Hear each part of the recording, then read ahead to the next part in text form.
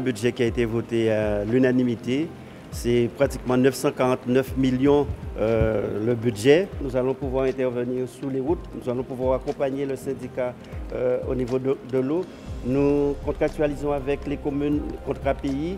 Le budget qui était de 7 millions passe pratiquement à 12 millions et nous ferons encore un effort lors du budget supplémentaire qui montre que cette adéquation entre une volonté affichée et qui se concrétise à travers ce budget. Je suis pleinement satisfaite en tant que présidente de la commission Enfance, Famille, Jeunesse d'avoir une augmentation sur ma commission. Effectivement, c'est un sujet qui est assez sensible, mais il est vrai que depuis quelques mois, nous travaillons à faire en sorte de recruter du personnel pour rattraper le retard que nous avons dans ce domaine-là. Je vous dirais que d'ici quelques temps, vous verrez une autre image de la petite enfance au niveau de la Guadeloupe. Avec des moyens supplémentaires dédiés au CAP, au département et aux communes, permettra de rétablir la situation. Le conseil départemental, c'est le carrefour de toutes les solidarités. Je dis que l'égalité des chances commence depuis le plus jeune âge, dès la petite enfance. Et ce sont nos enfants de demain. Aujourd'hui, ces petits seront nos jeunes de demain pour pouvoir construire le pays.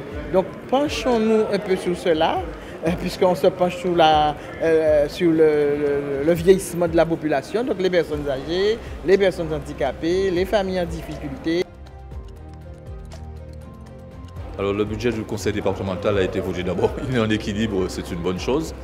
Il tient compte des réalités du territoire, à la fois sous la vocation de solidarité que nous voulons pour le conseil départemental, mais aussi sur la dynamique qu'il faut insuffler au territoire pour qu'aucun secteur ne soit oublié.